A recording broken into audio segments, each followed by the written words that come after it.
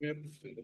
I have filed a affidavit, but not tagging the record, my lord. It's all for the For the item number, item number 44, my lord. item number 44, Ramesh, call for the. With resolution. Yeah. For listing of an MSc appeal, this was 2000 appeal from 2023, my lord. Last listed, but was MSc appeal, one more court is senior court is taken. that was Your Lordship, I beg to mention item number 3. Lordship may kindly adjourn the matter for the day.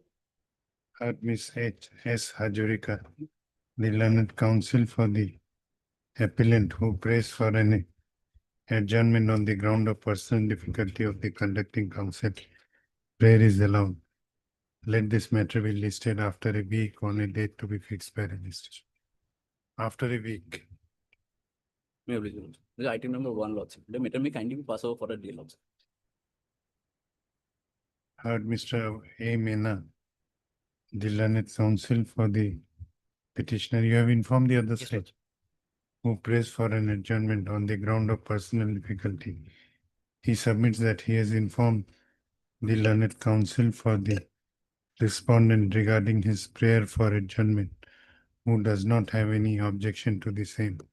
Hence, the prayer is allowed. Lordship. May I please? I pay for withdrawal, my lord, Monday. What matter? My lord, FAO.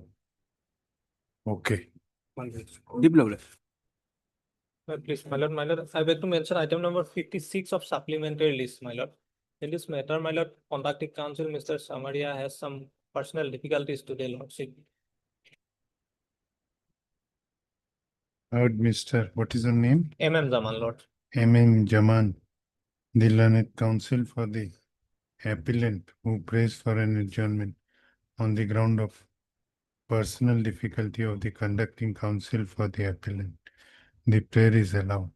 Let this matter be listed after a week on a date to be fixed by registry. If possible, lordship, next week, No, after a week. lordship. Lordship, I beg to mention item number 34, Lordship. In this matter, we have filed an additional affidavit yesterday. That may be called for Lordship. Call for the additional. Deeply obliged. May I please, Lordship? I beg to mention item number 2, Lordship. The matter may be adjourned for detail, Lordship. 2. Heard Mr. What is your name? A. Hussain. A. Hussain. You have informed on the side. Yes, Lordship. Heard Mr. A. Hussain, the learned counsel for the petitioner who prays for an adjournment. He submits that he has informed the learned counsel for the respondent regarding his prayer for adjournment, who does not have any objection to the same. Hence, the prayer is allowed. Let this matter be listed after a week on a date to be fixed by registry. Interim order, Lordship. The interim order shall continue till next day. May I please, the Lordship, I beg to mention item 6 of the daily list.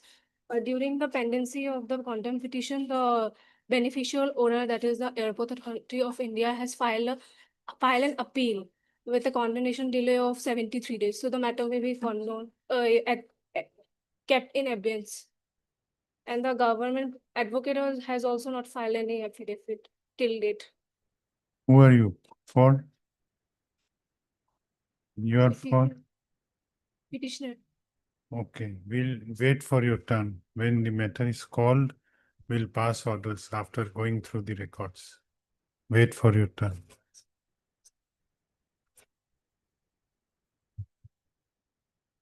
Release.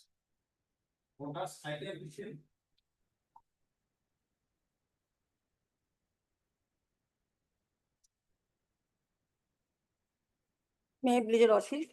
Whereas this appeal is under section 37(1)(c), wrongly typed as B, my lord, I may be allowed to correct it.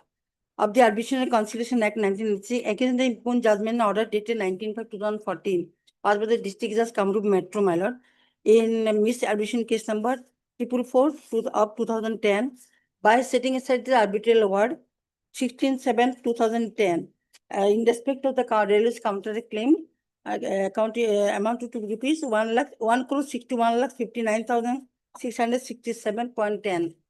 So, my lord, TCR already been received. So, it may be fixed for hearing, my lord. Notice to other side. My lord, last occasion, 2 occasions also nobody is appearing. Even I filed the affidavit along with all documents, my lord, for convenience of this honorable court.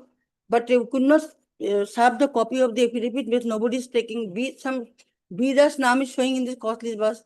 He is not accepting and nobody is appearing in this case, my lord. Last 2-3 occasions, nobody has appeared on behalf of the respondents.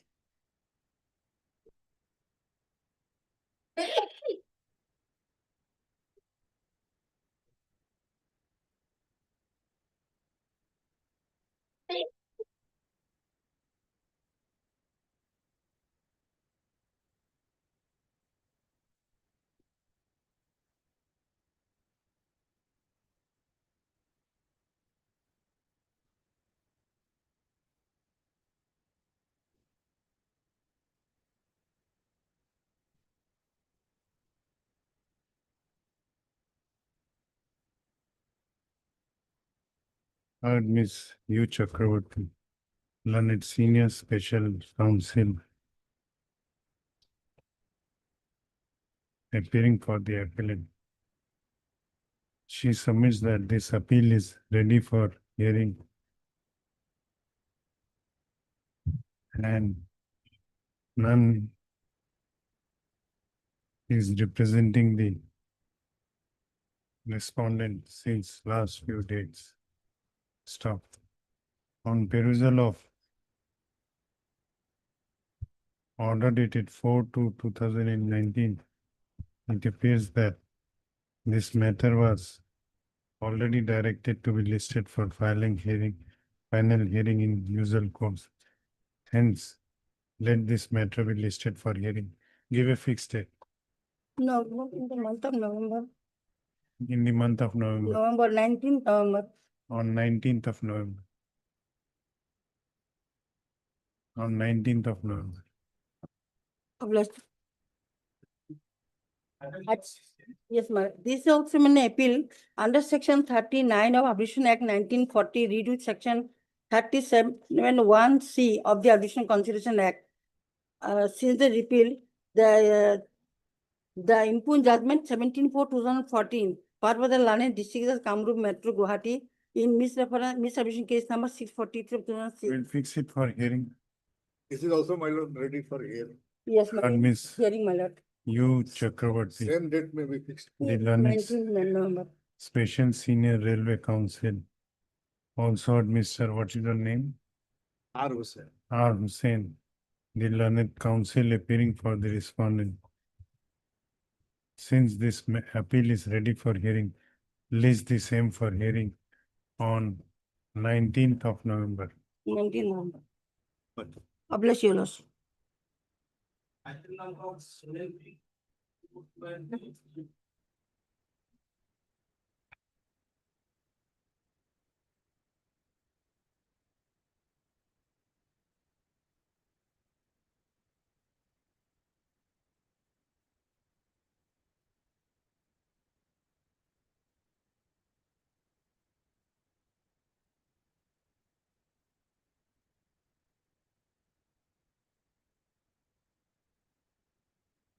None has appeared for any of the parties on call.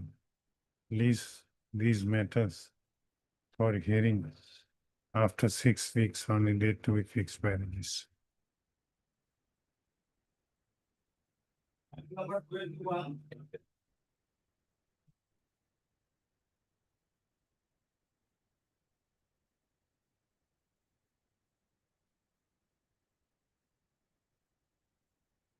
May I please, your lordship?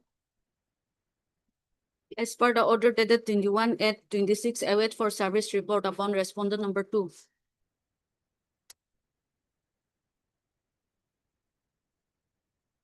You were directed to And steps, steps through the STI mode. 2 days time may be given, lordship, I will take it. Heard Miss, what is your name? KLR Yanthang, on behalf of SCB Alright. was. Heard Miss KLR Young Thang, appearing on behalf of Mr. S.C. Vishwas, learned counsel for the appellant, who seeks some time for taking steps for issuance of notice upon respondent number 2 by dusty mode. The prayer is allowed. The appellant shall take steps for issuance of notice upon respondent number 2 by dusty mode within 7 days from the date of this order, returnable on 8th of September. 8th of September. No. 5th of November. 5th of November. In the event the appellant is able to serve the notice through dusty mode, he shall file an affidavit in compliance thereto. Stop. In the meanwhile, the registry is also directed to place the postal track consignment report of notice issued to respondent number 2 by speed post, list accordingly.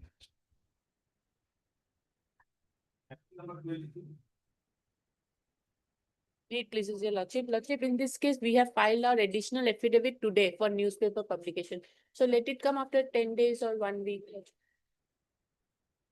Miss R.D. Majumdar, the learned counsel for the appellant, also heard Miss, what is her name? A. Soikia, the learned counsel for respondent number, for whom you are appealing. The owner, respondent number 1, 2, 3. Respondent They number are claimants, Lordship. We're a claimant. 1, 2, 3. The learned counsel for the appellant has submitted that the appellant has taken steps for issuance of notice upon respondent number 4 and 5 by substituted mode, and has also filed an affidavit in compliance thereto today. Stop. However, she submits that same is not tagged with the case record. Hence, she requests directing the registry to place the said affidavit along with the record. Registry to do so. List this matter. List this matter. 28 September. Highly obliged, Lordship. Item number 23, can be also. Also, in this case, as per last round, we take state also, as per official dated, the service upon the respondent number is awaited, and 1 and 2 is unserved also. 3. Also, 3 he is already appealed. IFL also convention of delay 38 days. Lordship, it can be condoned, but regarding respondent 1 and 2, service is not yet. Service is not returned back loss. 1 and 2 are owner. Owner and Owner driver. and driver. You are claimant. That's it. You are the insurance company. He is the insurance. I'm for the insurance, company, Oriental Insurance. So IF for delay of 38 days. Will condone the delay. That's it. Heard Yes, Mr. N.J. Gogoi, the learned counsel for the applicant. Wait. And Also heard Mr. S. Datta, appearing for opposite party number.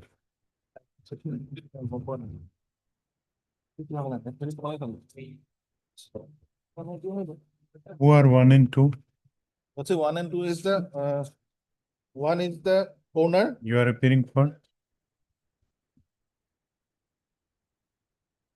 22. 2 and 3. He is 24. she is appearing in item number 24. Both are analogous method. Who are 2 and 3? in item number 24.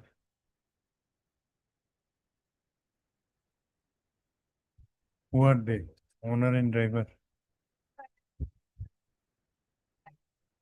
Who are 2 and 3? You need to have it. What is The delay me? So based on what we have, Who are 2 and 3?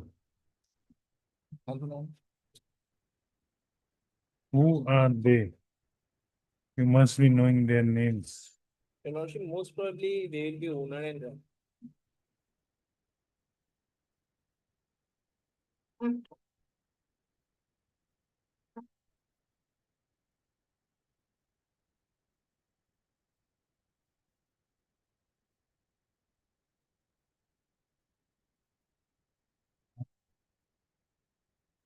Manju and Pradeep, so they are the, owner and driver. Manju is the So owner. you can appear in this case, Not- in this eye also.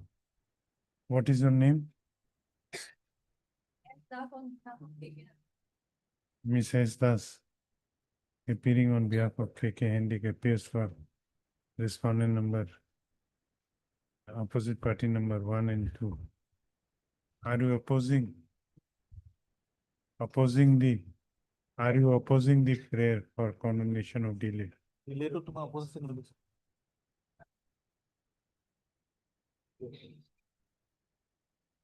You have not taken instructions. Okay. Okay. This interlocutory application under section 5 of the Limitation Act 1963 has been filed by the applicant praying for condemnation of delay of 38 38 days days. in preferring the connected MAC appeal, whereby judgment and order dated 19/12/2017 passed in motor accident claims case number 1045/2012 by the Motor Accident Claims Tribunal number 1 Kamrup Metro has been impugned. The learned counsel for the applicant submits that the reasons for delay in preferring the connected appeal has been mentioned in paragraph number Paragraph number 4 and 5.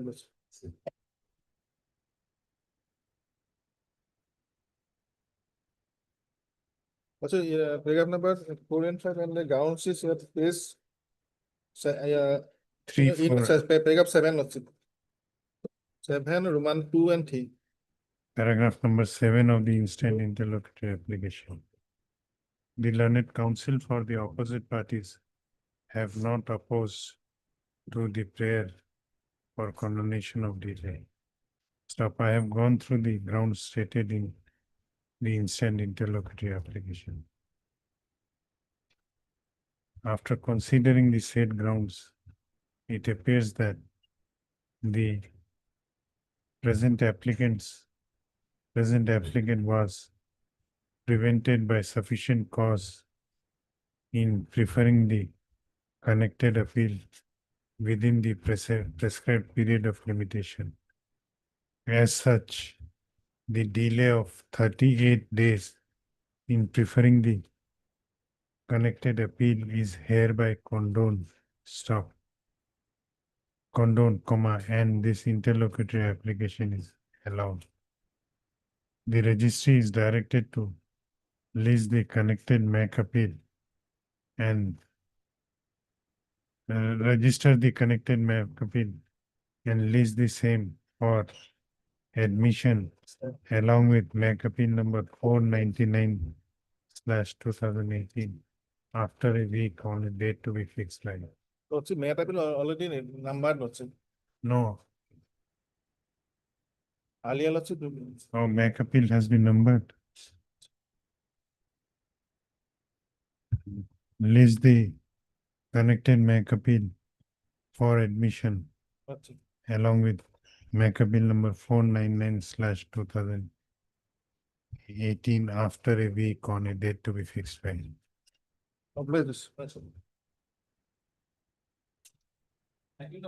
My lord, I am extremely sorry. Item number 22, my lord. This is a MSCT case since last more than 10 years. I have got nothing. Out of the 3 claimants, 1 has already died. So, my lord, they have taken the time again and again. However, on the next that our interim prayer may kindly be considered. 22 key order hoise. Only limited prayer. On that day, our interim prayer may be considered. We have got nothing. Order key hoise.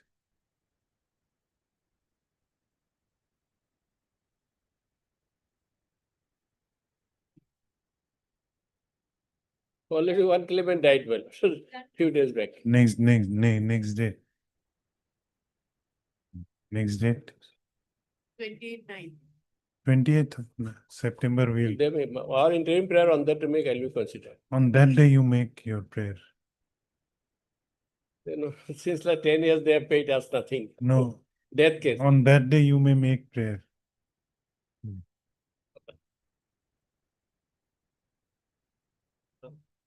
Apologies, my lord, for the interruption. In respect to item number 17 to 20, I was in legs at port number 23. My lord, may kindly be pleased to record my appearance. And my learned friend was. My lord, also- I'm extremely sorry, my lord. I should not do this, my lord. Show the presence of UK Goswami, Z Goswami, my lord. G Goswami for the appellant and D Rathi for the respondent. Order remains same. It is fixed for hearing. Hearing my lord. All four, my lord, all four, my lord. All four. Much obliged. Number 5.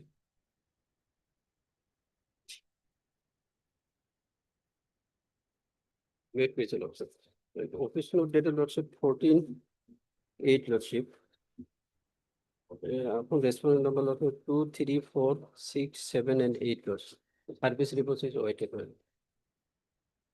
Kindly, drastic service may kindly allow. What is your name? M. Mondal. Heard Mr. M. Mandal, Learned Counsel for the appellee.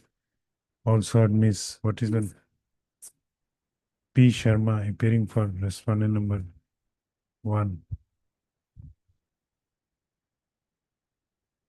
It appears that the service report in respect of notices issued to respondent number 2, 4, 6,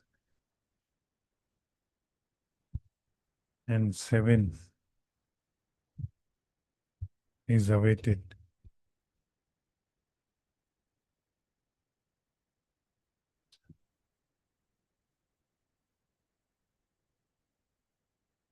The appellant is directed to take fresh steps for issuance of notice upon the aforesaid respondents by speed post as well as by usual mode. The appellant is additionally allowed to take steps for issuance of notice upon the said respondents by dusty mode also. Stop. In the event the appellant is able to serve the notice by dusty mode, comma,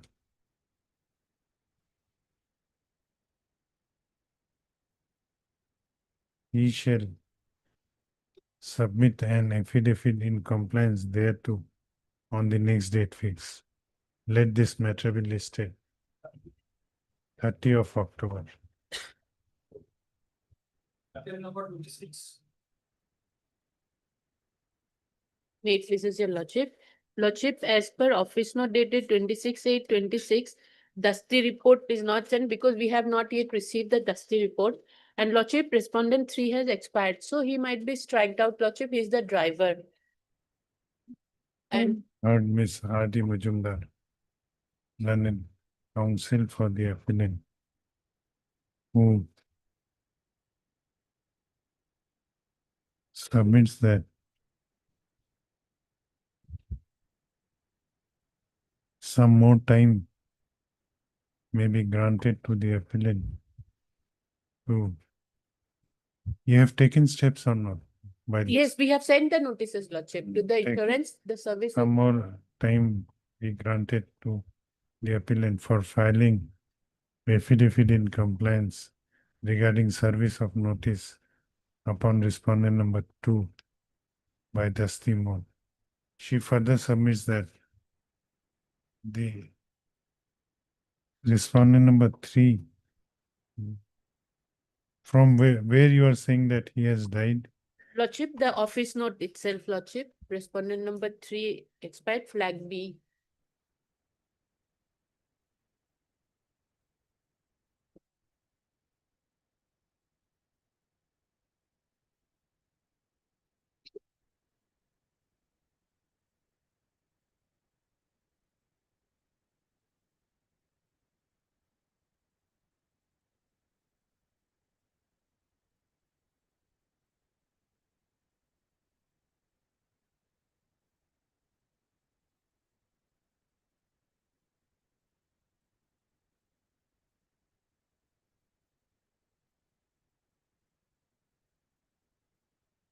No, it does not say that. Office note has mentioned that, Lordship. Please. Address expired. Okay. She submits that since office note dated 26/8/2026 indicates that respondent number 3 has expired, and since he was the driver of the offending vehicle, and considering the grounds stated in this appeal, grounds taken in this appeal by the appellant, his presence may not be necessary. Hence, the name of respondent number 3 may be strike off from the memo of appeal. The prayer is allowed.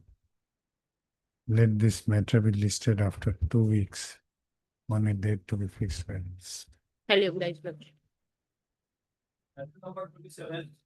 27, Lordship, respondent 1, 2, and 4 sub Lordship for 3 AD and SR not received. Lordship, postal tracking report they should have given. They are waiting for AD and S. I'm for respondent number 1, the original claimant, my lord.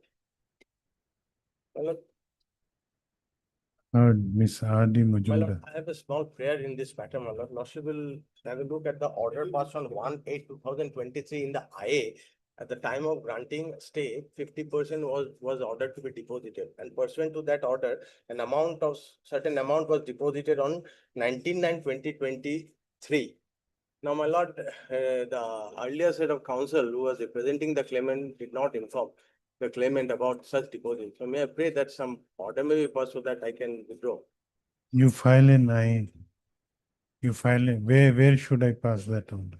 In the writ petition, my lord, ultimately the matter, the money is with the registry, my lord. It's not a writ petition, Lordship. I'm sorry, my lord, it's a MSC appeal, the money is with the registry. You file an interlocutory application, we will allow.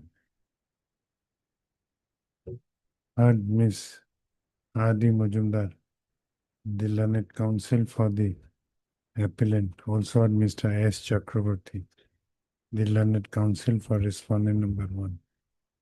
On perusal of the office note dated 22/7/2026, it appears that notice issued to respondent number 2, 4, and 5 have been duly served, whereas service report of notice issued to respondent number 3 is awaited. The registry is directed to place the postal track consignment report of when have you taken steps? Will not get the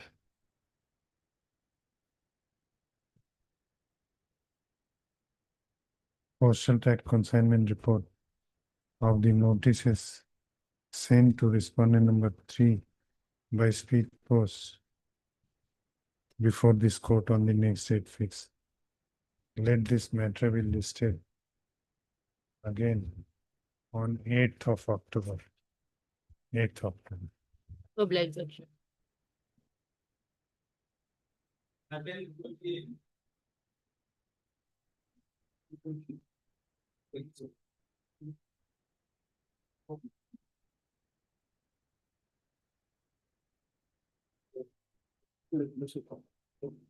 That's the steps taken, my lord. Service report awaited upon 2 and 3.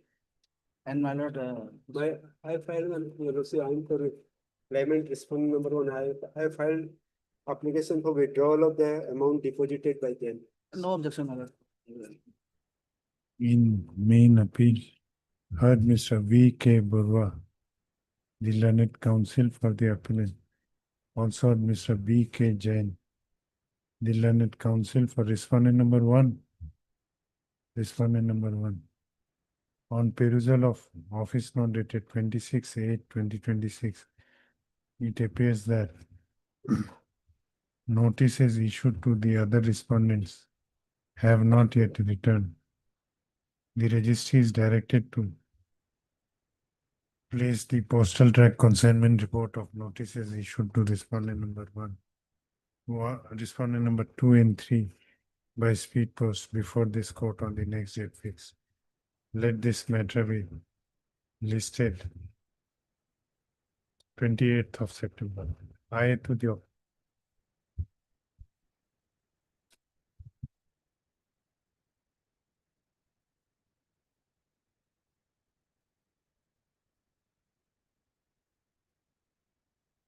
heard Mr. B.K. Jain, the learned counsel for the applicant. Also heard Mr. V.K. Boga, the learned counsel for the insurance company. Applicant slash claimant. Stop. This interlocutory application has been filed by the applicant slash claimant in connection with MAC appeal number 873/22, praying for allowing the applicant slash claimant to withdraw the 50% of the awarded amount, which has been deposited. 25% of the awarded amount, which has been deposited by the opposite party insurance company before the registry of this court in pursuant to the order dated 2/1/2023 passed in the MSC appeal number 873/2022. The prayer is not opposed to by the learned counsel for the insurance company. Hence, same is allowed.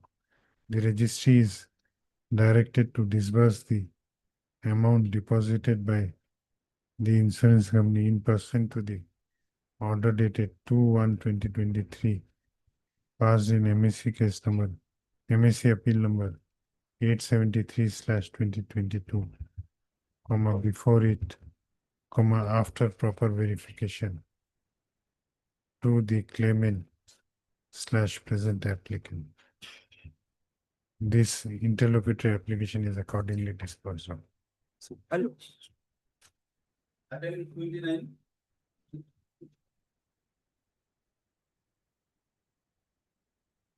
Please, your lordship. As per last order, we were directed to trace out the new address of respondent number 2.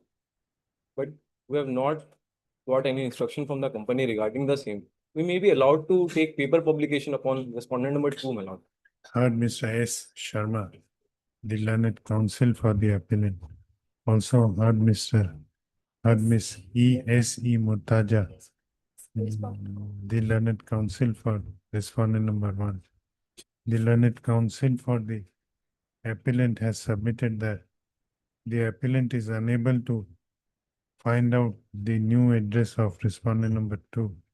As such, he prays for allowing the appellant to take steps for issuance of notice upon respondent number 2 by substituted mode of publication of the said notice in the newspaper, which is circulated widely in the last known address of the respondent number 2.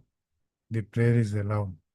The appellant shall take steps accordingly within 15 days from the date of this order. The date of appearance to be reflected in the notice shall be 14th of October. List accordingly. Grateful.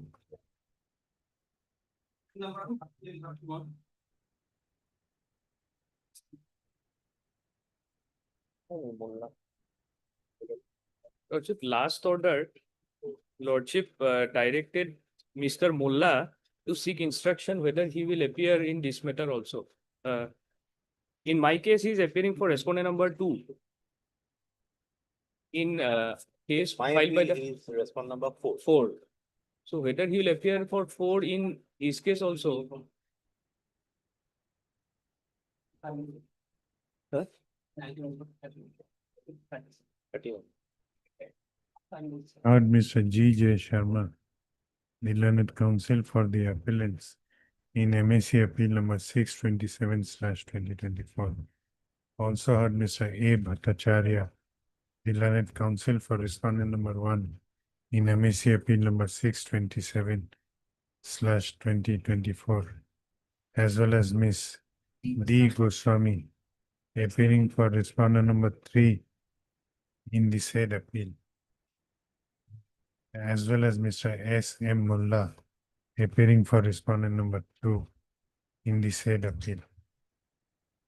By order dated 19/8/2026, Mr. Mullah was requested to take instructions as to whether he can appear for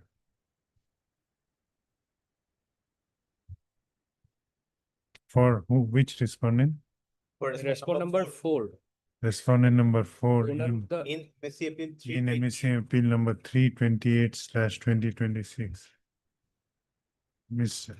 However, Mr. Mullah submits that he needs some more time for the same. Hence, Lordship, can I make a submission? Can it be, can the service be deemed to be completed? Because in my case, same person, Mullah will be appearing in his case, somebody else will be appearing, that will be that may not be possible, Lordship. So, no, let him take instruction. But Some other council also, but they are not involved. same, informed over what? Telephone. How you have informed? Then what was the response? What she has? but it cannot happen, Lordship. No, we will deem the service because now she is aware about the pendency about of that. this case. If you don't appear, we'll deem the service. Her submission will anyway be on record, Lordship, if he is appearing in my case. Mr. Mullah is allowed some time to take instruction and file the wakalatnama in MAC appeal number 2328/2026. Release this matter next week at the date.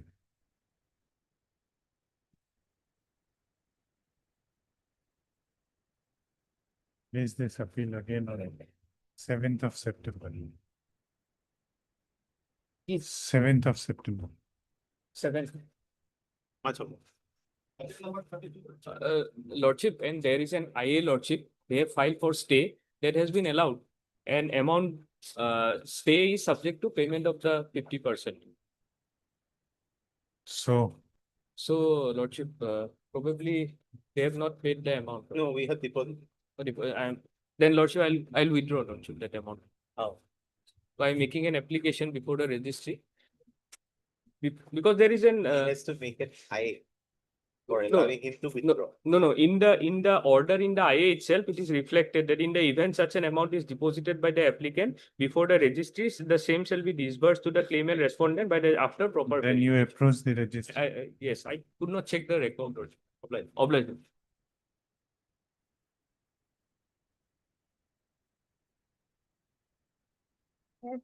Kindly pass over for the time being. Mr. P. Hazarika is coming. Kindly pass over for the time being. After some time. Item 43.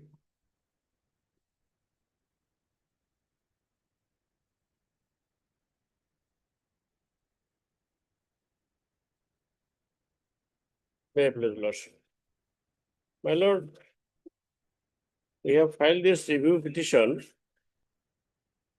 against the order to review the order, that is page 13, my lord. Here, some pertinent questions are involved in this case to the effect that when there is a written agreement,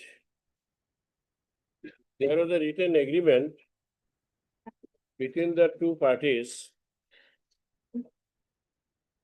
and the respondent herein filed WS, where he has taken contradictory statements. In para 6, 16, 17, 18, and 22. Are you ready? We'll also take side. Okay. May I continue? How much time will it take? Okay. We'll take it up as last order item after finishing other orders item. If It will it take takes, some time. if it is going to take some time, we'll take it up after finishing other matters.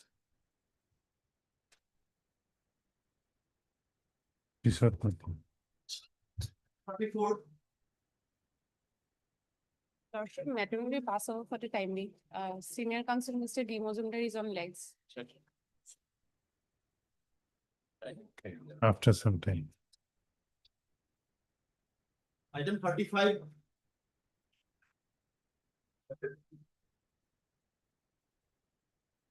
May I bring your lordship, as per last order, registry was supposed to provide postal track receipt for respondent number 4.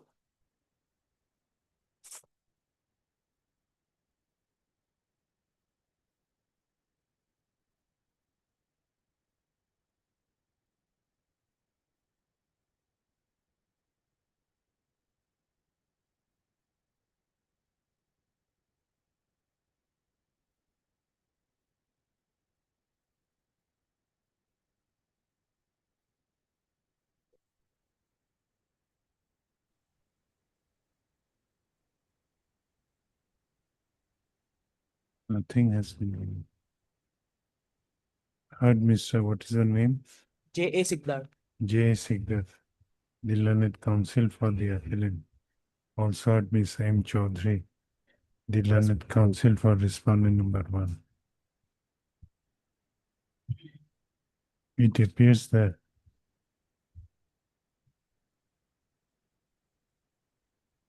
the registry was directed by order dated 19/5/2026 to place the postal track consignment report of notice issued to respondent number 4 by speed post.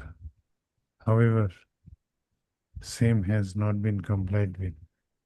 The registry to comply with the said direction and put up an appropriate office note on 7th of September. Right, lordship. Item 46.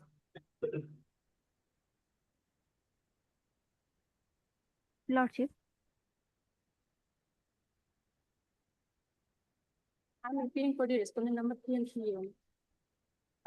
Lordship, I'm for the appellant. We are the newly engaged counsel in this matter, and we don't have all the relevant documents till date, and also proper instruction. So we take 2 weeks time to prepare the matter properly, Lordship. We are taking adjournment on last date also. Last 3 days they are taking adjournment. How many respondents are there? Last date they are, I think, is new counsel. Before that they are adjourned. Lordship, last time we haven't filed our wakalatnama, but now we have filed the wakalatnama as well. But the client doesn't provide us the all documents. If he doesn't provide you the material, we'll dismiss this appeal. No, Lordship, just 2 weeks time, Lordship. Kindly adjourn the matter for 2 weeks. Honor, may I please, Your Honor? Respondent number 3 is not the necessary matter. He's the driver in the MHC case. Heard Miss, what is your name? Heard Miss T. Doimari, the learned counsel for the appellant. Also heard Miss, what is your name? Yes, Mohan. S. Monto, appearing for respondent number 1 and 2. 1 and 2. It appears from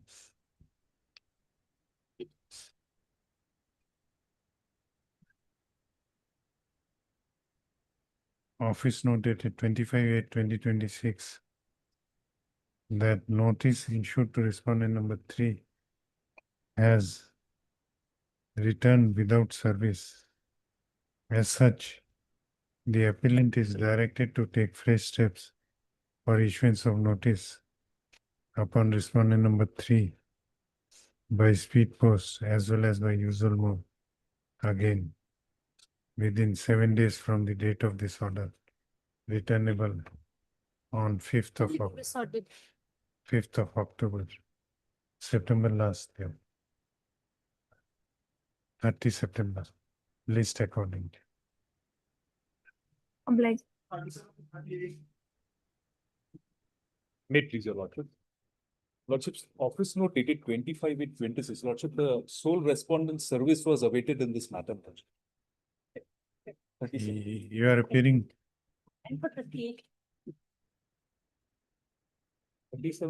heard Mr. H. Betala, the learned counsel for the petitioners. The office note dated 25/8/2026.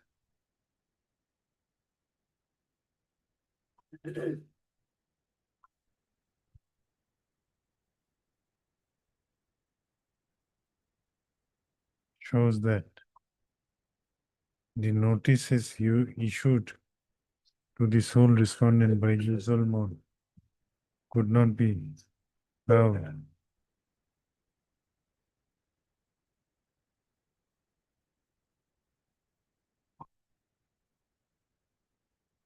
Neither the notices issued to him by speed post could be served on him. What is to be done now? Lordship, there is an affidavit, Lordship, in terms of the dusty service. We have served on her.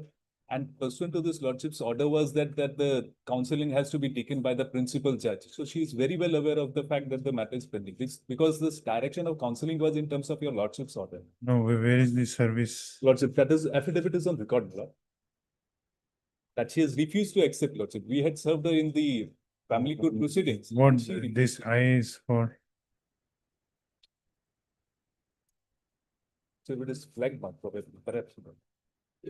That affidavit of service, Lordships. So that's the.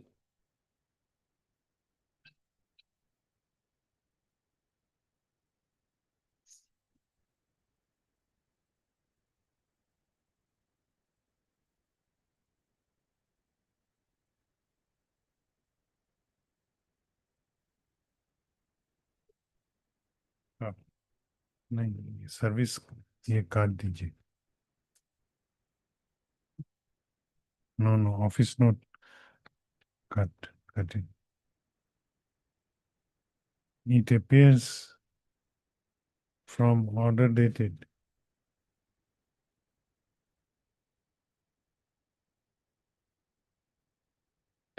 10/6/2026 that the principal judge family court number 1 was directed to make efforts for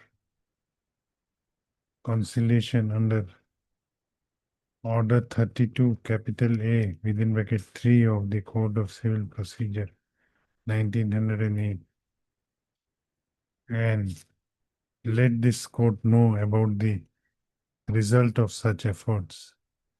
However, no report Lordships, the report is on record, Lordships. That Rep- has arrived on the last occasion, Lordships. report That- is there. There, Lordships. Lordship may kindly pair use order dated 24/7/26, Lordships. Of this honorable court, Lordship. Order dated 24/7/2026. Lordship, the second paragraph, Lordship, the box. Okay, The process okay, server has yeah. been received. The report from the family court has been received and stated that the settlement is not possible.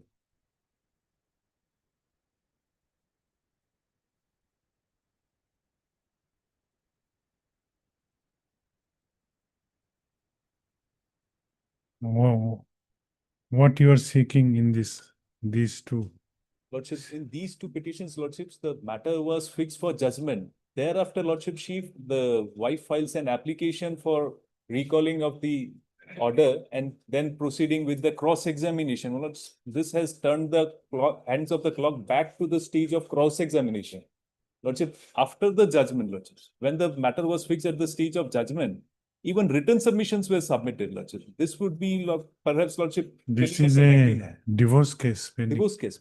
You have filed that divorce. Lordship, this is not a divorce case. This is restitution case, Lordship, under section 9 of the Hindu marriages. You I have- want the restitution of my blood. And Lordship, is and there, he refused to accept that. why plea. two cases are filed? Lordship, one is for expunging the PW of PW1. Plaintiff witness, one was cross-examined. And Lordship, one order that says that matter will be remanded back to the stage of cross-examination. So we have challenged two orders, perhaps. No, what is the status of it?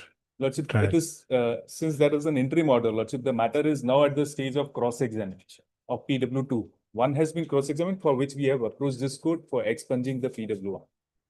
Abhishek क्या लिखा?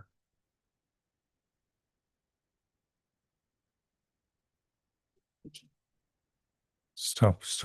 No. 23 CPC.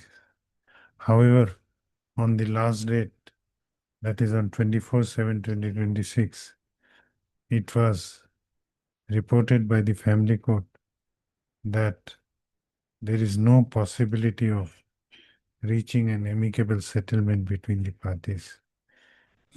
Stop. It appears that the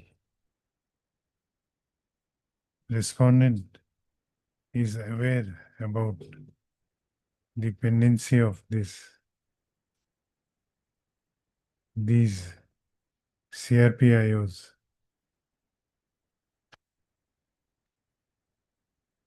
But notices, Lordship, we have taken steps. And the affidavit, Lordship, on that day, we have to file an affidavit to that effect of Dusty service. Lordship, we have served upon her, she refused to accept that, even in the front of the but family Dusty court. service refusal, we cannot deem to be. Lordship, in that case, Lordship, If Dusty service notice is refused, correctly, Lordship, there cannot be any deemed service. there cannot be any presumption, Lordship. Presumption cannot be there. Lordship, but in terms of clause 29, Lordship, once a notice through postal service has been taken, Lordship, and that the correct address has been served upon, and after 30 days, probably Lords can take a presumption. Because the address is not incorrect. Lord. No. That father has. That presumption also cannot be taken up, because postal service report is that address it can't be located. It has returned back. You take steps once again. Once again, Lordship, because now she has shifted to a certain address, Lordship, in Kamrup, that we have come to know. Lordship. Okay. So we'll ascertain the address. The learned counsel for the petitioner submits that. Last line kya hai? However, the service reports of notices issued to her by speed post as well as by usual mode indicates that the notices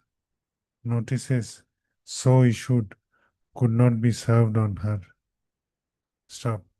Learned counsel for the petitioner submits that the petitioner has come to know that the respondent has shifted to a new address at Gauhati, and he prays that petitioner may be allowed to take steps at her new address.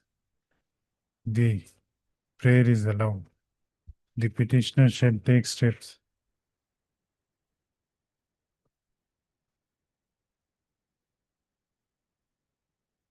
You have to intimate that new address.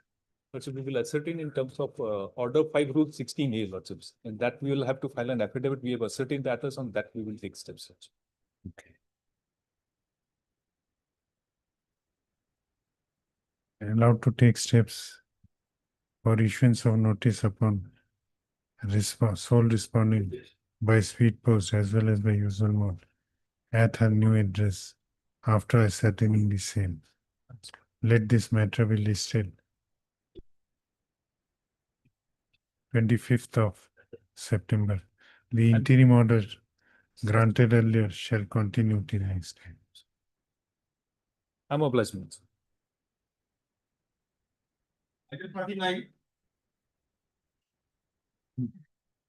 I'm praying for some time to file a rejoinder affidavit. No, they have filed their affidavit in opposition.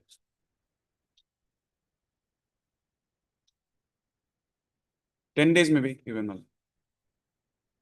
You are for? The petitioner.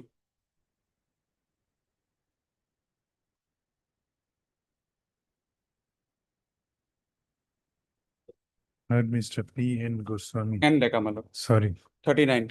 Heard Mr. N. Daka, the learned senior counsel, assisted by Mr. S. S. Bonikya. Banikya, learned counsel for the petitioner. Also heard Mr. J. Deka, learned counsel for sole respondent. Two respondents. Learned counsel for all the respondents. The learned senior counsel for the petitioner submits that some time may be granted to the petitioner to file a reply against the affidavit in opposition filed by the respondent in this case. The prayer is allowed. Let this matter be listed 22nd September. And the interim order may become. The interim order shall continue till next day.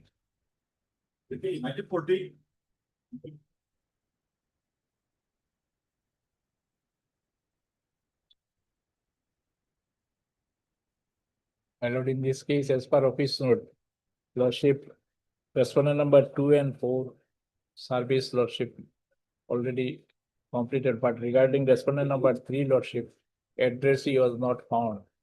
So my respective submission, lordship, I may be verified his address and take a fresh step, usual process through lordship, because he has filed his written statement in the case. Heard Mr. K. A. Majumdar, the learned counsel for the appellant. Also heard Mr. M. Talukdar, appearing for. Mr. Talukdar, you are appearing for? Respondent number 1. On perusal of the office note dated 24/5/2026, it appears that notices issued to respondent number 2 and 4 Is have been awaited. duly served, whereas notices issued to respondent number 3 would not be served.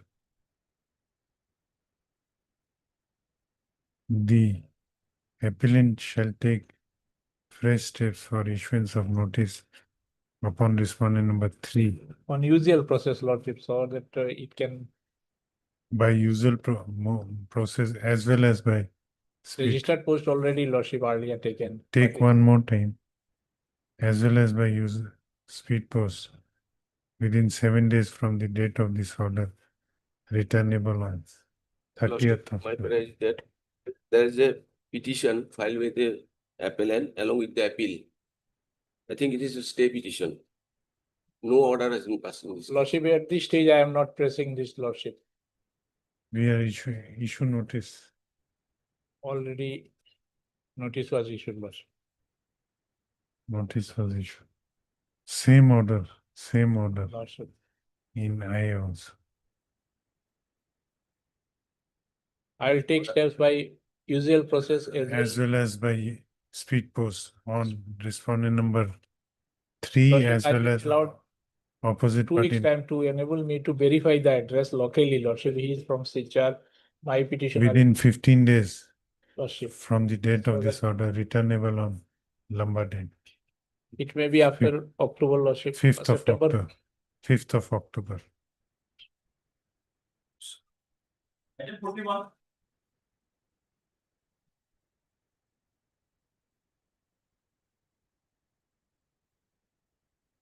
May I please, your lordship? I'm appearing on behalf of NK Kolita. Lordship, we have taken the steps yesterday.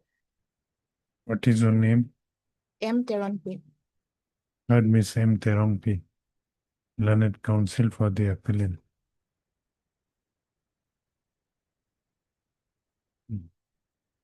You have not taken steps, Yesterday, we have taken steps, lordship.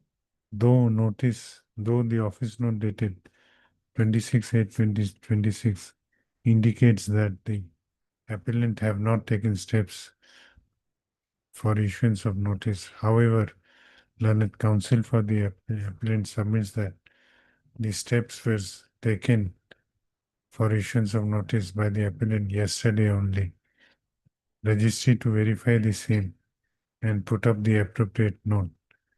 If the steps were taken by the appellant, the registry shall also place the postal track consignment report of notices issued to the respondent by speed post before this court on the next date fixed. Let this matter be number news. 28th September. 1942. May it please your lordship. Lordship, in this matter, as per office note dated 25/8/2026, a service report is awaited, lordship, in respect to respondent number 2. We have taken steps, lordship, on 22nd of July. Heard Miss S.E. Murtaja, the learned counsel for the petitioner. Also heard Mr. What is the name? JP Bush. J.P. Busho, appearing for respondent number 1. Office note dated 25/8/2026 indicates that the service report in respect of notices issued to respondent number 2 is awaited. The registry is directed to place the postal track consignment report of notices issued to respondent number 2 by speed post before this court on the next date fixed. Let this matter be listed on 11th of February. Obliged.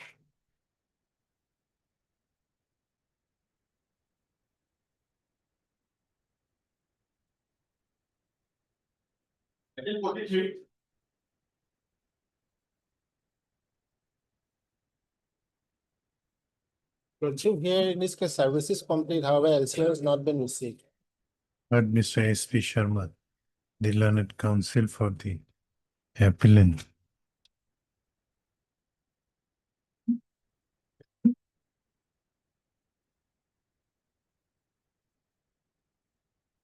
From where you are saying service? From office note, Lordship, I did not return that date. However, Lordship, the last office note mentions only about the LCR, and we have served a copy to respondent number 1 also. And 2 and 3, it was served earlier, Lordship. When earlier? There is no indication. Office note dated 26/8/2026 indicates that the records of the MSC case, which was requisition, has not yet been received. It also appears that no appropriate office note regarding service of the notice of respondent is there. The registry is directed to put up an appropriate office note. It is also directed to issue reminder for the records of MSC case number 1902/2019 from the concerned tribunal. List this matter 22nd September. Item 44.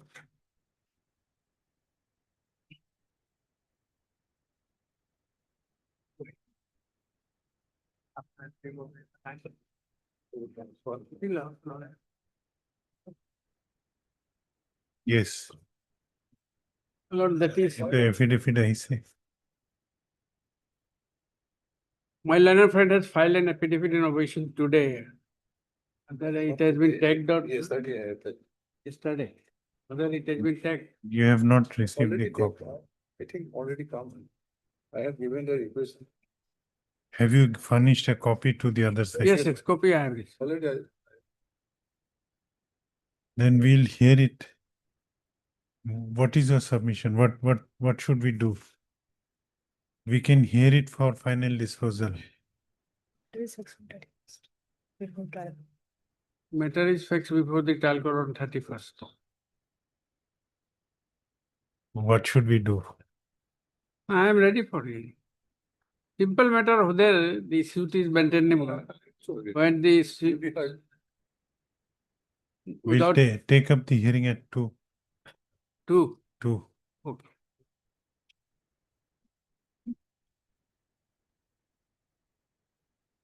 Item 45. May it pleases your lordship. Respondent number 1 to 4, they have all filed wakalatnama as per office note dated 23/7/20. 6 and Office Note 26/8/26 shows that respondent 4 has not filed their objection. This I is for Condonation of delay, Lordship. My lord, I will also like to file an objection in this case, my lord. You are for 1 to 3. 1 to 3. Yes, my lord. You want to file objection. Objection, yes. Heard Miss R.D. Majumdar, learned counsel for the applicant.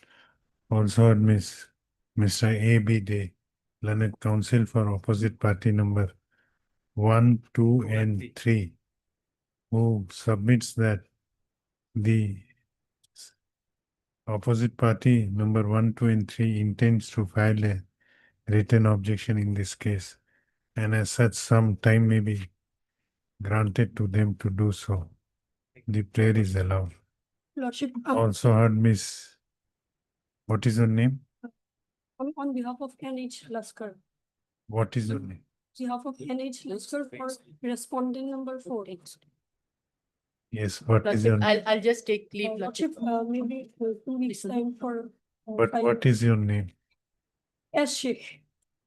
Heard also heard Miss S. Sheikh appearing for Mr. N.H. Laskar, respondent number 4. Let this matter be. How much time you require, Mr. Day? I think. Let this matter be listed after 2 weeks on a date to be fixed by registry. This opposite party number 1, 2, and 3 may file their written objection in the meanwhile. No. Item 46.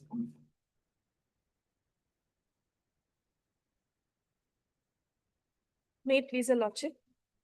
Lordship, in this case, respondent number 1, 2, 3 has entered appearance and service is complete in respect of respondent number 4. There is a delay of 33 days, Lordship. Delay may be condoned. You are opposing? We are not opposing.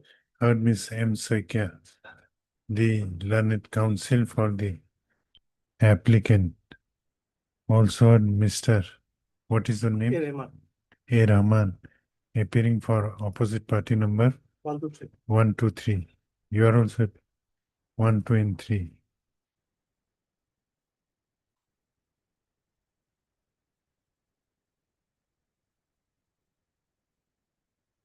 Four and 5, what happened?